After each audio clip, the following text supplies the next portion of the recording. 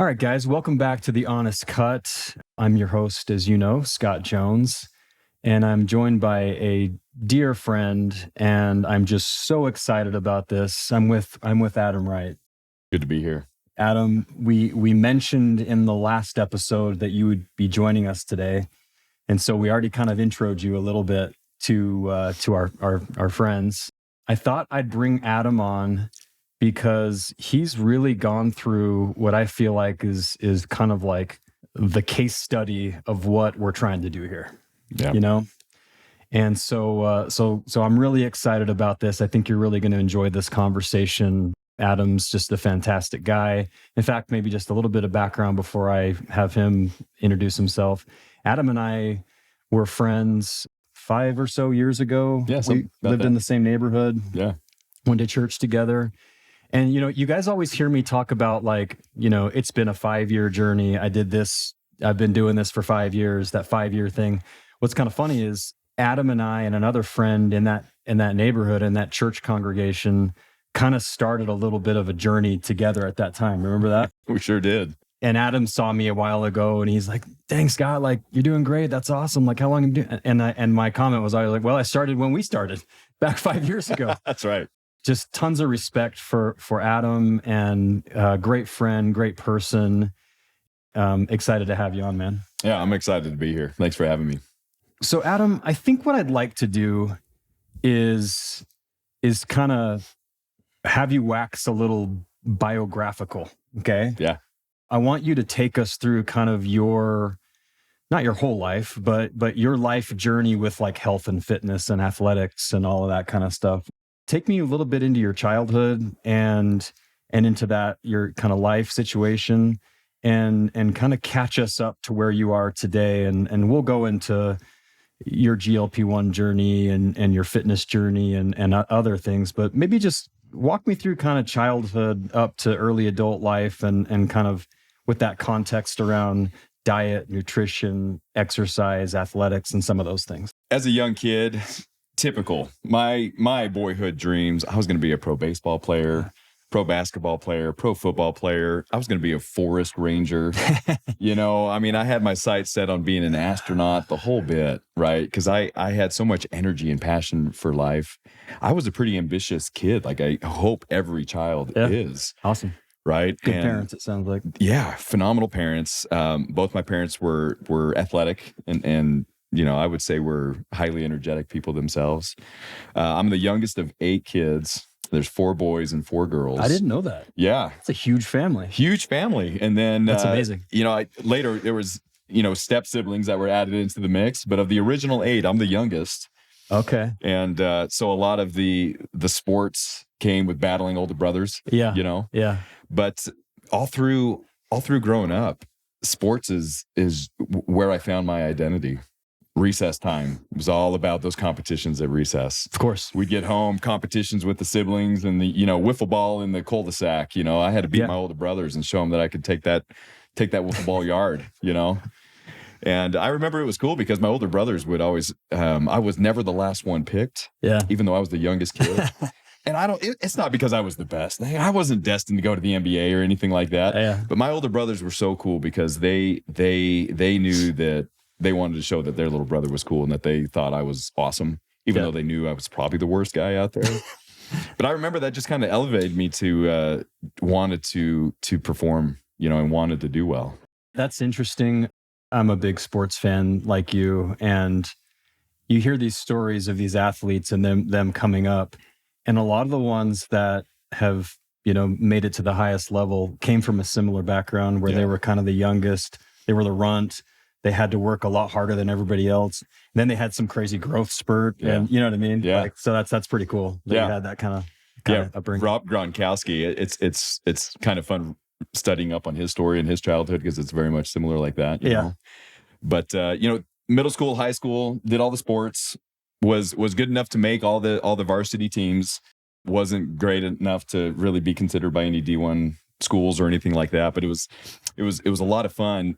And projecting my life around my high school years, there was kind of a pivotal moment where I just became so excited to be a husband and father. Yeah. At a young age. I had been impacted greatly by some significant adult leaders in my life. And I just remember thinking, man, it's going to be so cool to be just a rock star dad and a rock star husband, right? So in high school, I kind of started to think that way. And I would start to imagine how I was going to be. And how I envisioned it was just a dad that was so incredibly involved that when my kids were wrestling around on the floor, I was going to be there wrestling right with them. When I was going to be their sports coaches. If I had girls and they were going to be involved with dance, I'm going to be dancing right there with them. Yeah.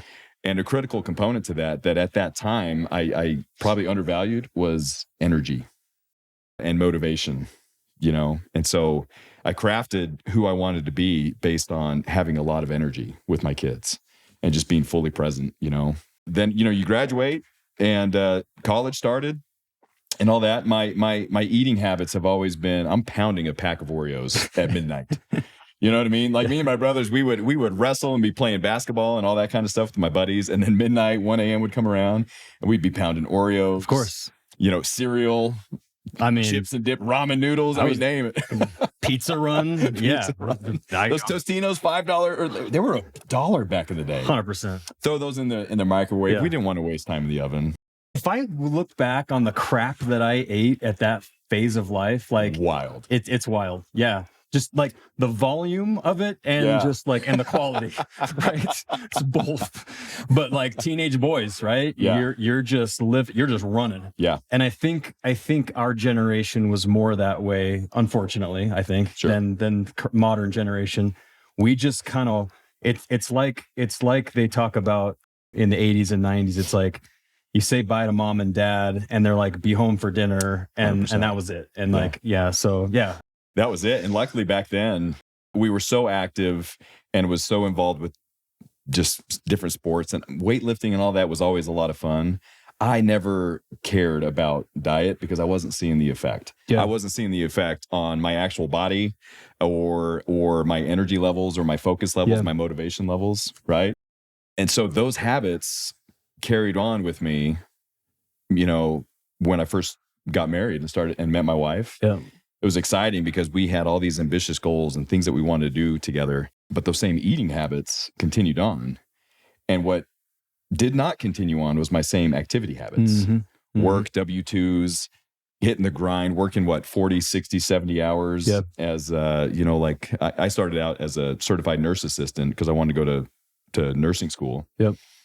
And going full-time work, full-time student did not leave a lot of time in my mind to exercise, but it did leave enough time to still binge packages of Oreos at night, watching The Office with my wife at midnight. That was our time to bond.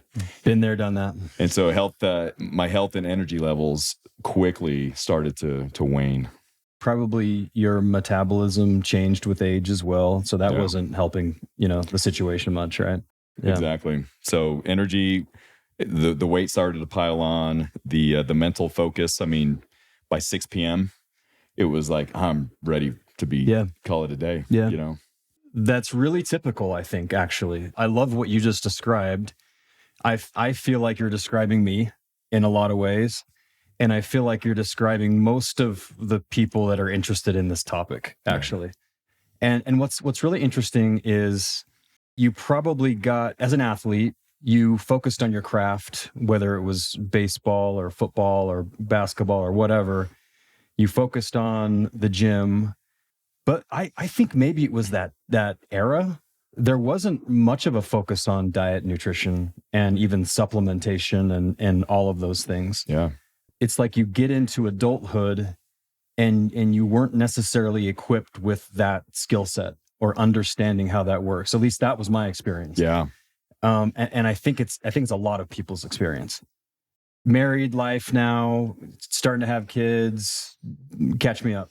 So first baby girl came, our first daughter, and y'all know how it is. Your first child that you get, and you just want to be present. You hear all the sayings where your child doesn't necessarily care about how much money you make. They just care that dad played with them. Totally. Right. So it was going to be a non-negotiable part of my life.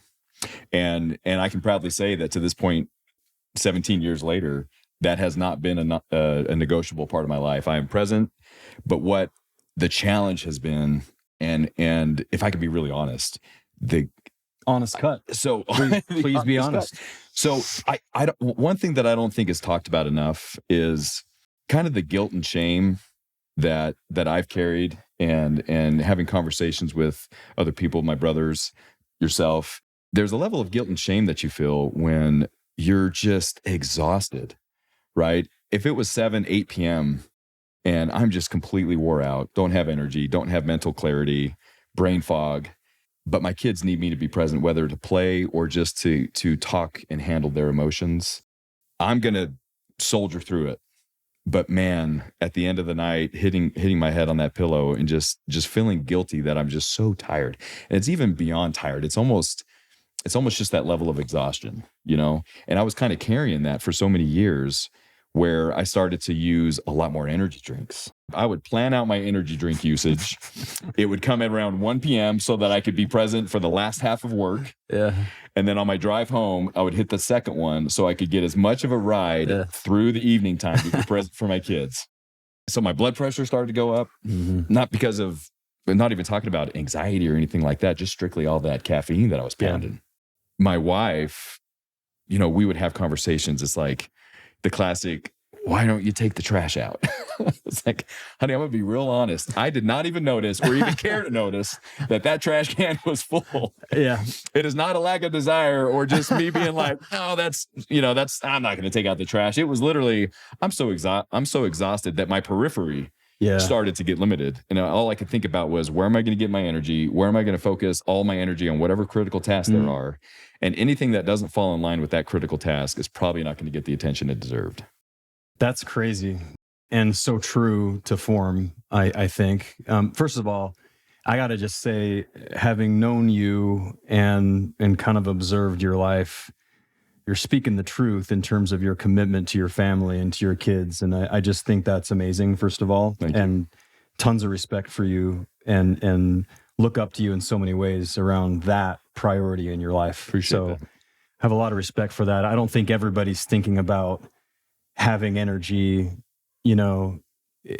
for their kids and their family the way that you do. So super awesome that's a priority for you.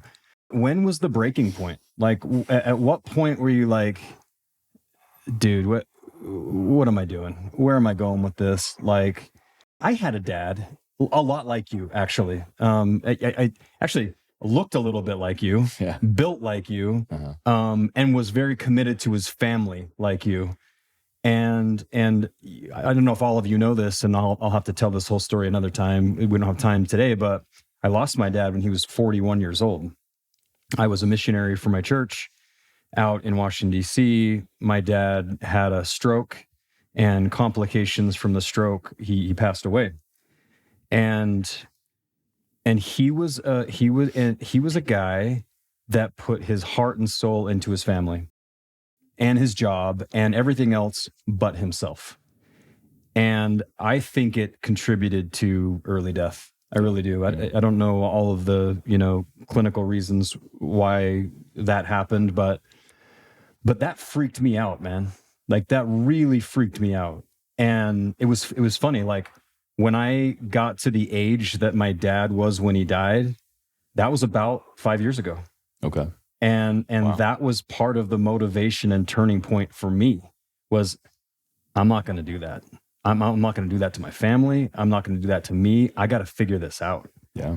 So anyway, slight tangent, but it reminds me a lot of that experience that I had. So maybe with that as a little bit of a segue, walk me through maybe the catalyst for you and what happened. Yeah, no, I appreciate you sharing that. For me, I would frame it in two sections. There's kind of a slow buildup where, there's a recognition that something needs to change, and I would dabble in things that would help me change. But then there was definitely a moment that was, no, I am all in on whatever it's going to take. So the first part of that, kind of the dabble section, we can even go back to what you mentioned at the beginning, where me, you, and our other friend, we set up our accountability weight loss challenge. It was every 2 weeks we'd have our check-ins. And if we didn't, there'd be a punishment, like we would run through a field with our shirts off and pelt each other with paintball guns. Which was awesome. Yes. So those kinds of things and little things here and there where it's like, oh, hey, here's this keto diet. Here's this XYZ thing, A new fad would come up and there'd be these Optavia meal plans and whatever else it was. Tried all of them and they worked temporarily for me, but nothing had the staying power because nothing truly was helping me to sustain the discipline or want to maintain the discipline. Because the moment I would pound a package of Oreos or I would get sick and throw you out of that rhythm, it was so hard to get back in. So I kind of did the up and down. I would lose a bunch of weight and then it would all come back. Yo-yo. When you and I first did our thing, that was the heaviest weight-wise I'd ever been, but it was also the most tired and exhausted I'd been feeling at that point in my life as well. I got up to, I think at that time it was 238 pounds. My normal was probably, I should have been more at 190 type of thing. And doing our thing, it was a quick 3 months. I was able to drop a lot of weight. You started lighter than me, if I remember. Yeah. But I think I got fairly close to you by the time we were done. Yeah. Because I dropped it fast. Long story short, we ended up moving to a different part of Utah, and we still kind of kept in touch, but it was more just kind of from the periphery. I was starting to gain all my weight back and get back into a bunch of unhealthy habits again. But I had noticed Scott had staying power, right? Yeah. It was a lot of that, but behind it all was that desire that I wanted to be just the best husband and dad that I could and be incredibly present with emotional energy, mental energy, actual physical energy, all the energies. But then probably the more direct part of your question was there a moment? I remember laying in bed at night and it was about 8 p.m. and I was thrilled to lay my head at bed. I had a demanding W-2 job that day. I was exhausted, but it was 8 p.m. And I remember hearing my kids, all 4 of them, out in the living room, laughing and having a great time. And all I wanted to do was lay in bed and just rest. Yeah. And that same night, 2 of my teenage girls had an emotional challenge that they were facing, and my son, actually. And I remember laying there thinking, oh, this is my moment to be the dad I've always dreamed of being, practiced being, focused on being, learned to being, studying being, prayed to be. And here I was more desiring to just rest because I was so out of shape and out of energy. I think it was that next day I finally called you. I was like, Scott, I got to figure out what you're doing because I am not there. I had got to the heaviest I'd ever been to that point. I was 246 pounds now. And I just knew that was not ever going to be my motivation, was rest over being present with my kids. I think those moments bring a certain level of clarity to us around, like sometimes it requires like a crisis or some kind of event to get someone to finally turn the corner. I liked how you said that there wasn't like this singular aha moment that changed everything and I never looked back, because I don't think that's the case for most people. I think what you described is actually what most people experience. It's like they sort of iteratively slowly move into wherever they're going to go. The difference though is I think some people do that forever until they die. They're yo-yoing forever. But you have made a decision to actually do a 180 and course correct. So that's amazing. And that's kind of where I want to go with the rest of this conversation. But walk me through what we talked about. Walk me through, I guess, the medication component of this, but also kind of the psychological and mental and emotional and spiritual component of it as well, because they actually all kind of go together, I think. Yeah. So yeah, walk me through some of that. I love talking about this, and I am forever grateful that I finally just picked up the phone and just called you. Yeah, Scott, my friend, you're doing something differently than what I am. I need and want to know what that is. Yeah. And you were gracious enough to kind of talk to me about it. On the periphery, I knew that there were supplements, medications. I knew that people had started to talk about things like Ozempic and GLP-1. I didn't even know what that was. Yeah. Right. I'd heard something about semaglutide, something or other. I didn't even know if I could pronounce it right. I had no idea. I had two motivations. It was, sure, I want to lose weight, but the real motivation was I just wanted that energy and that vitality for life back. Yeah. And so when I had spoken with you, you made it simple, right?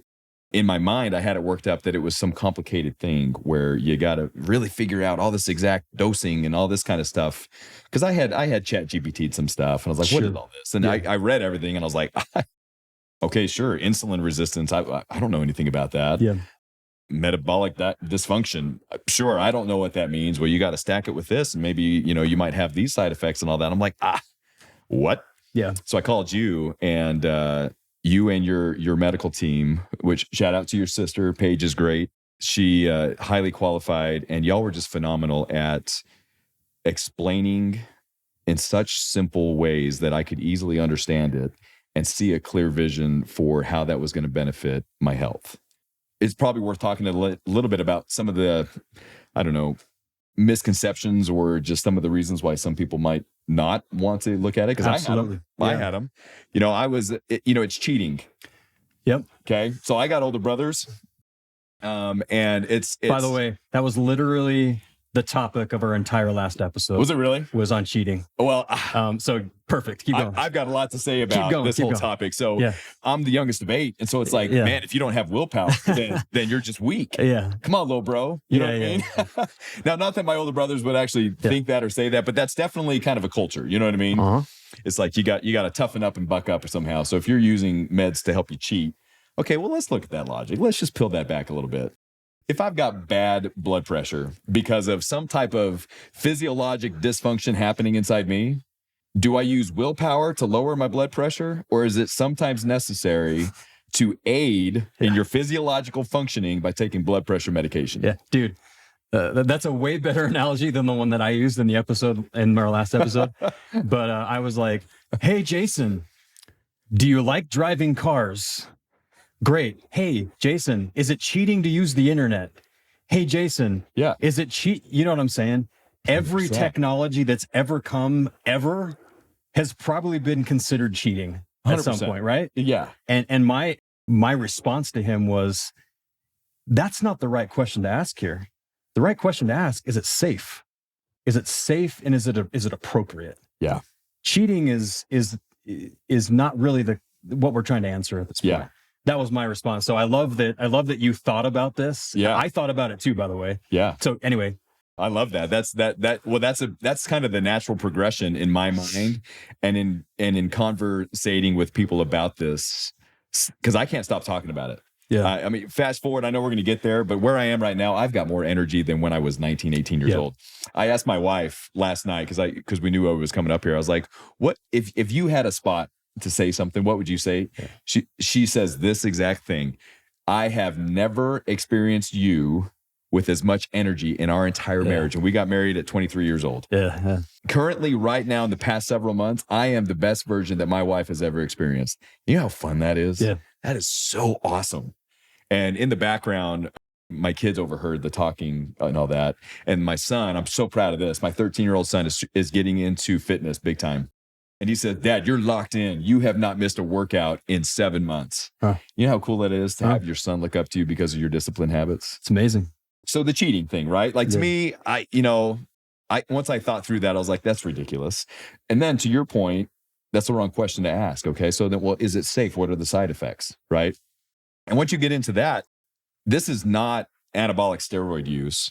This is simply naturally occurring hormones that are supplementing what we're doing. Now, you're more the expert than I am. This is just my very basic level understanding, right?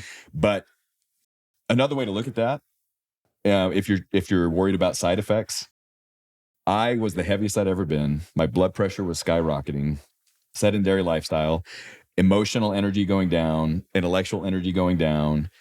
I didn't think spiritual energy because I consider myself to be pretty conscientious of my spirituality. I'm a pretty spiritual person, but boy, was I wrong. In the past 7 months, I've noticed, boy, my spirituality levels even increased. Yeah. And that surprised me. But My point is the side effects of my poor health were far more severe and dangerous than any side effects that might come along with this. That's a perfect encapsulation of, I think, like the decision-making process of anybody that's thinking about GLP-1. I agree. And yes, there are side effects. And yes, we don't have decades and decades of history with this medication for weight loss, but we do have a lot of history with GLP-1 and its general safety. And I think it's really great. And I think the people that are the most successful on this medication are the ones that do what you did, and that's educate themselves and know what you're getting yourself into, have a plan for how you're going to approach this. I mean, we have thousands and thousands of patients that have gone through this process, and it's always those ones that are successful. And it's the ones that aren't are the ones that think it's a magical pill that they can still eat a bag of potato chips for dinner, lay on the couch and play video games and expect everything to work out. Right. It's not real, man. Yeah. And so kudos to you for approaching this the right way. And I think everything that you described led up to this, right? Like you were ready. And that's awesome. Another point that comes to my mind a lot when I talk about this is there's a phrase that I read somewhere. This is not my line. Tools helped, but the discipline is what built this. Right. And so the GLP-1s, the testosterone therapy that I'm doing, I've just started with your team's guidance, the tesamorelin peptide. Yeah. There's the lipo-C injection that has, the different L-carnitine and the vitamin B peptides and all that, or vitamin Bs. Those are the tools that are helping, but my discipline is the foundation. But here's the thing that's been so cool about it.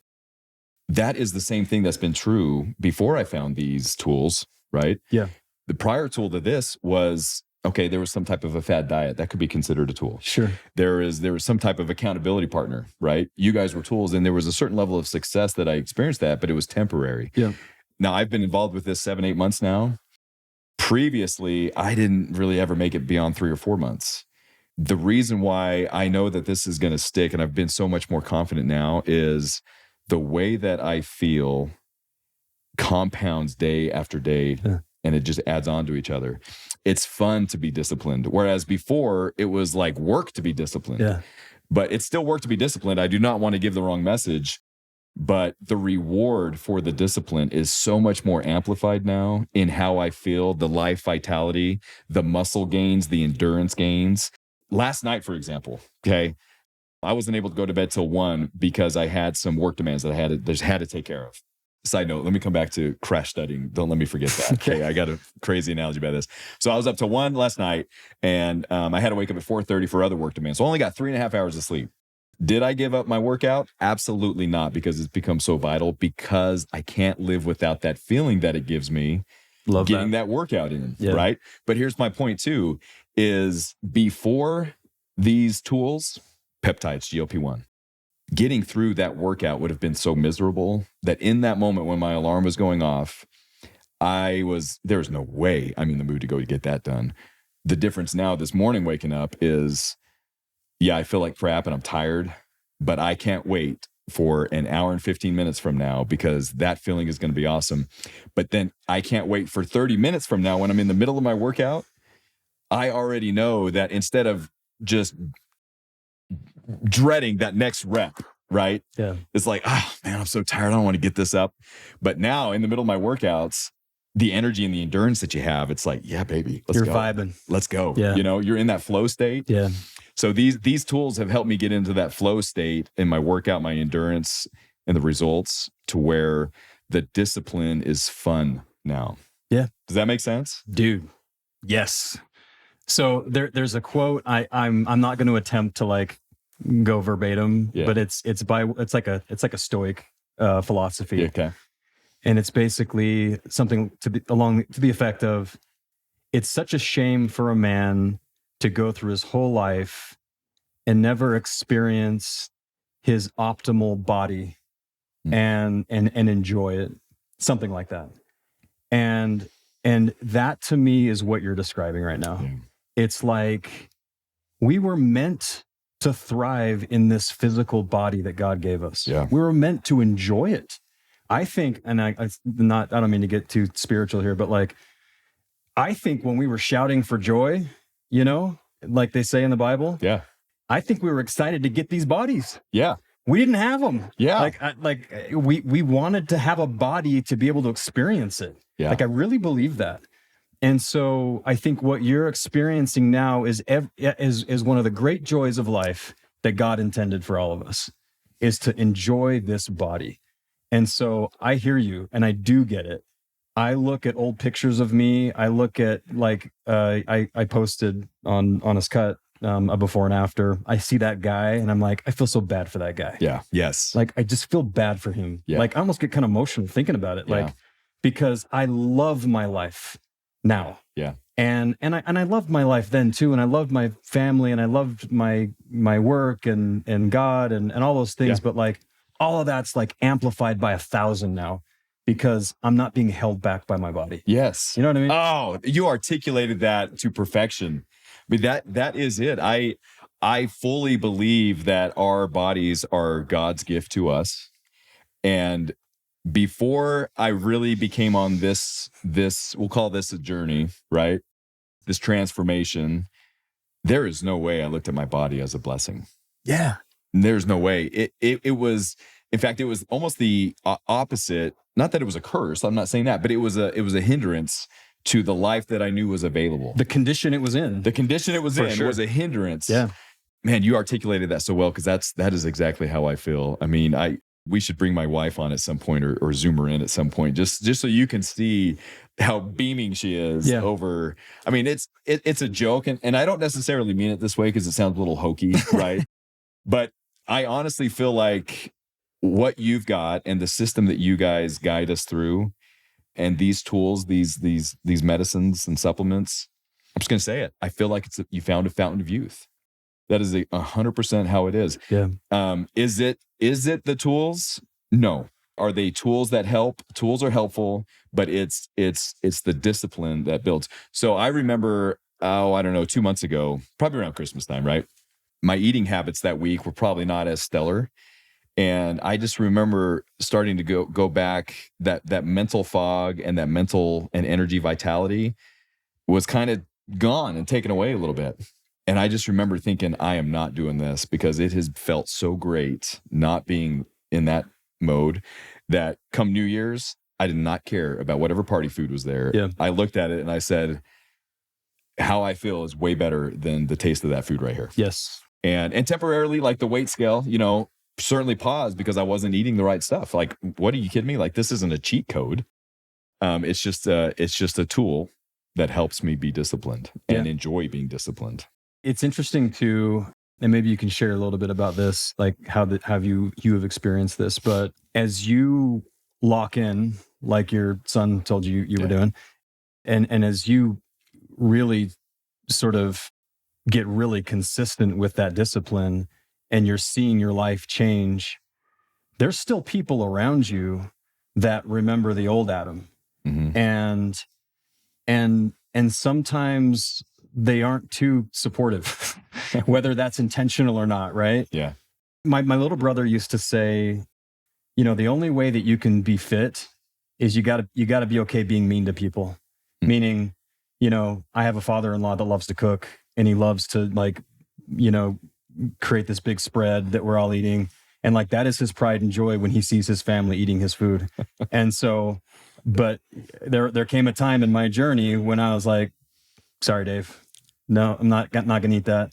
And I could tell, if he's listening to this, I'm sorry, Dave. I could tell he was offended and like maybe a little upset and maybe a little sad. But I'm like, no, I'm sorry. No, I'm doing something different now. And I had that kind of experience probably 1,000 times with coworkers, with family, with other things that I used to do, with my routine. Like, no, can't go, can't be there, got to be here. No, I'm waking. You know what I mean? And after a while, like, this is me telling you what happened those 5 years. That's what happened those 5 years.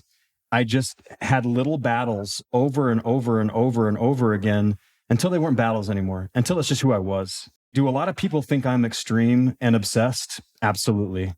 Do I care? Not really. Not really. Am I maybe somewhat obsessed? Absolutely. But the way I look at this, man, is if I'm going to be addicted to something, if I'm going to be obsessed with something, it sure as hell better be something that's going to be good for me. Yeah. You know what I mean? Yeah. It's not porn. It's not food. Yeah. It's not video games. It's health, fitness, and improvement. Yeah. And that's really what I'm all about. Yeah. And so you have to get over that hump a little bit, like socially, Yeah. to be able to kind of lock in long term. Maybe walk me through a little bit of, have you experienced any of that? Yeah. Is some of that happening to you? Like, yeah, absolutely. Yeah. Man, those are such poignant examples that you gave. I had a couple immediately come to mind. So I'm known as the little brother that could eat. yeah. Right? Yeah. And so everybody that knows me Yeah. knows that, oh man, I cannot wait to feed Adam. Yeah. Because not only am I going to eat it, but they are going to know exactly how much I loved every single bite of it, which is genuine. And I love food, and I would eat it, and I would just, and they would just, I literally would have my mom, my sisters, my friends, my in-laws put a big old pile of food in front of me and then just wait with excitement because they knew what I was going to react. Right. Yeah. Around, Thanksgiving, actually, one of my sisters has the best mashed potatoes and potato salad that you can ever dream of. And I grew up just devouring it. I mean, she would make one of those big old salad bowls for me alone, and then a separate bowl for everybody else. Dude, I got a brother-in-law just like you know what I'm saying? Hilarious. Clint, this is you. Yeah. And so my sister probably wants me to call her out by name. Shauna, you know I'm talking about you. And so she would put it in front of me and then just wait for my reaction. And that moment came where I had to disappoint her. And it was my favorite thing to perform with that food, right? Not only did I love eating it, but I had to eat a lot of it. Now, my family sometimes questions if my reactions are genuine. I'm looking at the camera right now and I'm telling you, they are genuine. Loved every bit of it. But I remember, no, I'll have a bite, but that's it. Interesting. That's all I want to have. And what was the reaction? She was disappointed. Yeah. Totally supportive, but yet there was still that feeling of, oh, I was looking so forward to just seeing the normal Adam. Yeah. Right. But then, but then they fully were supportive that I was trying to be healthy. Sure. But to your point, and then we were just skiing a couple weekends ago with my sister, another sister of mine up at Snowbird, and she was excited to feed my son and I dinner. So she made this massive, gorgeous, beautiful, beautiful lasagna. And I love lasagna. Love me some lasagna. And so I come up in line and she's just cutting it up and serving everybody. Very sweet of her. And I'm the last one. Yeah. And so she's got the whole half of a pan. And she pretty much takes the half a pan and knows that that's my normal, according to the old Adam. Yeah. And starts serving me up. I was like, oh, no. I just want a little sliver of that. She's like, what? Yeah. Yeah. And she goes, wow, you are serious, aren't you? And I'm like, I love how I feel. Yeah, just a little bit. Yeah. So there's things like that. There's another time where even at work, where some people were talking about some type of kind of like a corporate outing that we were planning on doing. It was all just kind of centered around like some delicious food and some other activities. But I just remember voicing a different type of idea. And everyone was like, well, that's too healthy. Mm-hmm. I was like, well, it's going to make us feel great though. Yeah. Adam, is that you? And everyone just kind of like, what? And then, but anyway, the opposite has been definitely true too. And I'm sure we're going to talk to that. There's definitely people that are noticing physically I've changed. I mean, I've lost since we started close to 35 pounds now since we started this, but more people are noticing just the vitality that I have, and that's been the fun part. Like we'll be out in the evenings and other people are kind of losing steam and I'm still going strong. Yeah. And that is just the coolest thing. Let's talk about the energy a little bit, actually. We've talked a lot about GLP-1, which you're going to have more energy when you're lighter. That there's a physiological, phenomenon there where that's part of it. And even just, managing your blood sugar appropriately and those effects. But you did mention hormone replacement therapy as well. And I've had a very similar kind of like night and day experience with energy that I definitely attribute to the TRT. I was the guy, and I'm an entrepreneur. I have a church responsibility. I have a family. I mean, I have a lot going on in my life like you do. And come 2 or 3 o'clock in the afternoon, the old me, I would be barely keeping my eyes open. Yeah. Like I was struggling. Yeah. And for good reason. I didn't get a lot of sleep, and I was, doing a lot of things, but I just kind of thought that was normal. I kind of thought like, oh yeah, you get to that age and you start winding down, and it's like the old guy in the recliner, then all the TV commercials and movies, like I'm going to be that guy, Yeah. And so I started the TRT, and oh my gosh, like how wrong was I about all of that?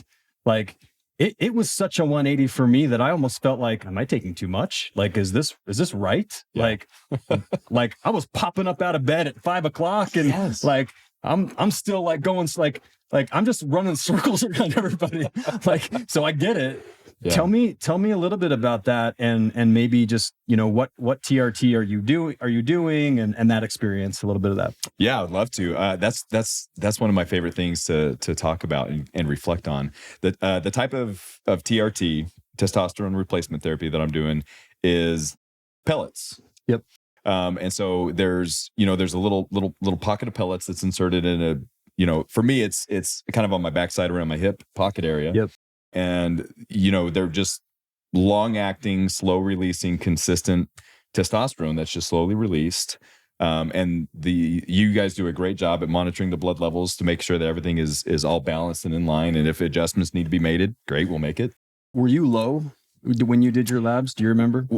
No, I wasn't low. I was in the normal range according to what the medical field will tell you, which we'll talk about in a minute, but okay. Sure. Yeah. So I don't remember the exact number, but it was right at the middle range of normal.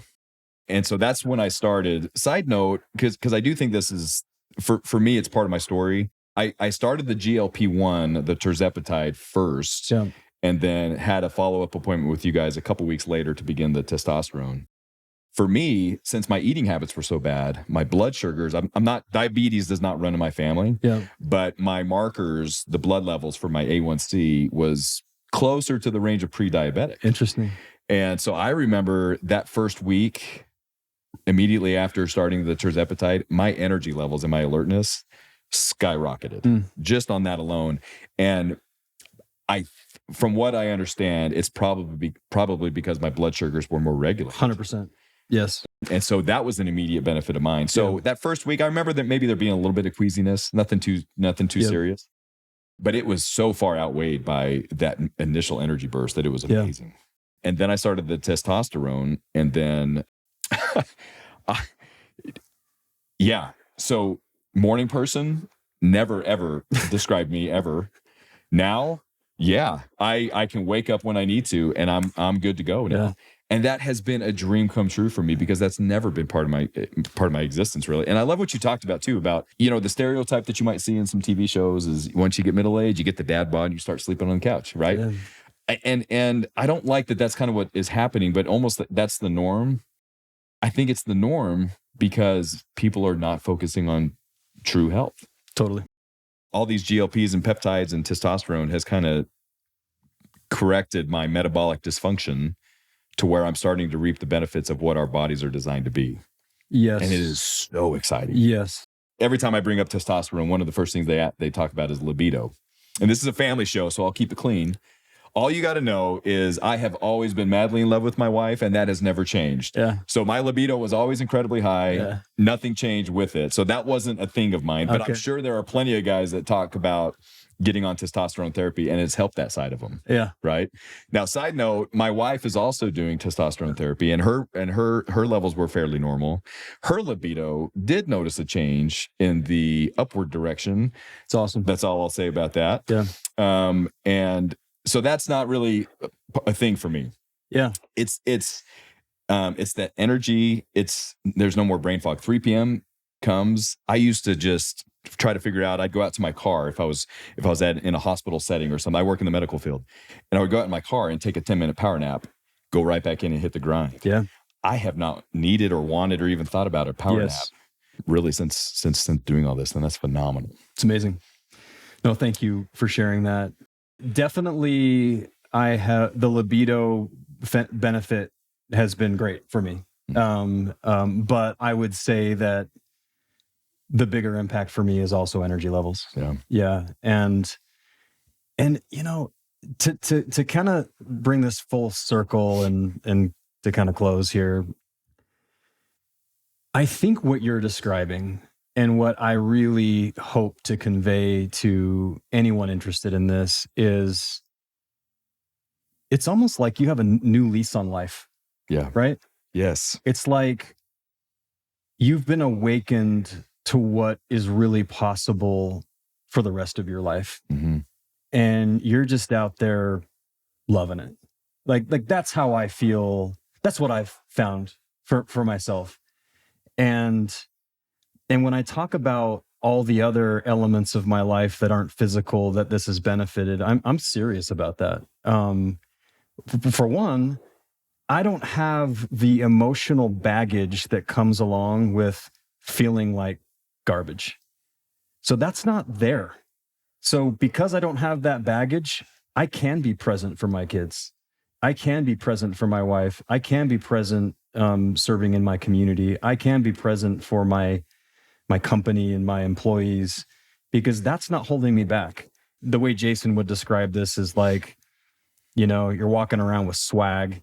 I don't really see it that way, but you know, you do have confidence that you didn't have before. Yeah. And you go and walk into a room in a boardroom and shake someone's hand, and you're like, you don't say it, but you're like, yeah, I'm a badass. You know what I mean? Like, I'm not going to say it, but like 100%. But I know I'm comfortable with who I am in every part of my life. Am I perfect? No. Am I working on a lot of things? Yeah. But at least the physical part of my life, I'm good. And now I can focus on all the other really important things. Have you felt some of that? Yeah, I absolutely have. I certainly have not arrived, and I don't know that there's ever really a point where you should feel like you've arrived. Of course. But what I have noticed is now that my physical health is more reined in, it has only served as an amplifier to every aspect of my life. Yeah. And it is so fun to be the confidence. Let's hit that point. And the emotional baggage. I like that you touched on that, because that was something that I had been carrying about. You know, a lot of times you think about when you look back on your life, what are you going to be proud of? What are you not going to be proud of? The number one thing to this point in my life was looking back is, Adam, you got unhealthy and your energy levels made it hard for you to show up the way that you know that you wanted to.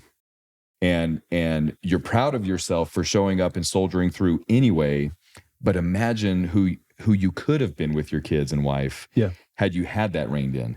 Now I'm at that phase where I feel like I'm there with energy levels while I'm still excited about maintaining all these health habits.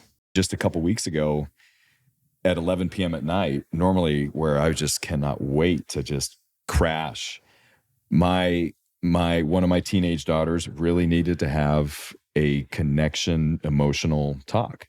And she just needed her dad. And guess who was fully alert, mentally engaged, mental clarity, was this guy. Yeah. And that was such an amazing moment for both my daughter and I. But I remember walking up the stairs to go to my room at night and just thinking, I feel like on cloud 9 because of how I was able to be there for her.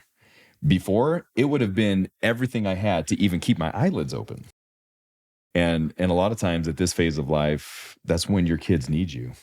As that time, because life is so busy. It finally starts winding down at 8:30 or whatever. And if I'm completely spent, then that little pocket of time, of that hour of time where I really needed to be present, for the longest time, it was so hard. And now I can. One thing I did want to mention though, about like the crash or the, what do you call it in college? Remember, you would stay up all night just crash studying for what's that word? You know what I'm talking about. You cram studying. Yeah.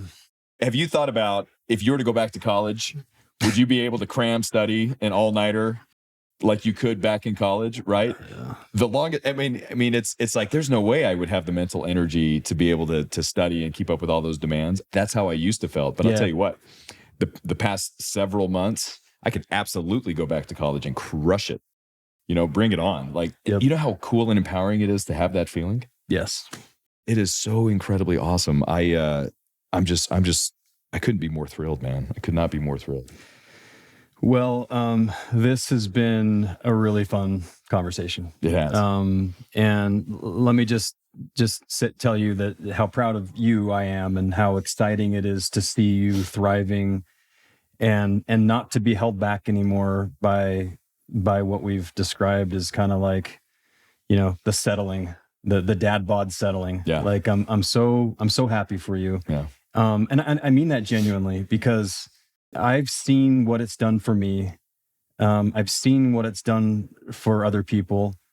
And unless you lock in and unless you're committed to it and have faith that these things are going to play out the way that we say they're going to play out, you're just not going to ever get there. And that's my hope, actually, man, is that people will have a little bit of faith in themselves and faith in science and what's available to change their life. And so thank you so much for joining us. And I hope to do this again, actually. Like, first of all, this guy knows how to do podcasts because he runs his own podcast. I want to can you shout out your podcast really quick, because it's amazing and you and your son are awesome. Dude, you're awesome. Yeah. My 13-year-old son and we do a sports podcast. It's called it's Between Two Generations is the name of the podcast, but it's me and him talking sports. It's so good. And thanks, man. His son's almost more impressive than him. 100%. Like, that kid is going places. 100%. It was his idea. He comes up with what we talk about. He gets the ideas, and we just hit play and we talk. It's so awesome. Yeah. And it was part of my inspiration to do this, by the way. So, I appreciate that. So thank you for, setting the tone for that. Anyway, thank you, Adam. More to come from you and your journey. I'd like to have you back soon and catch us up on where you're at. Thanks for having me. It's been a blast. I would be remiss if I did not mention one thing in closing. My wife makes fun of me now a lot because she catches me all the time feeling my upper pecs because I now have upper pecs. Yes. And it is so fun. I've got like that little line right here that you could put a pencil between here. And I go like this now, and it actually holds the pencil. And it's firm. And so my wife is always like, "You're doing it again." I'm like, "I don't even care." Dude, you deserve it. Fill those upper pecs as much as possible. It's a lot of fun, man. I appreciate you. I shout out to you genuinely. Y'all have made this so easy to follow. You laid it out. You guided me. You're monitoring everything. I could not be more thrilled. Everything that you told me about was possible, has been. So I genuinely thank you. This is an inflection point in my life. Thank you. No doubt about it. And I credit you, my friend. Thank you. You're the man. Appreciate it. Thanks, guys. See you next week.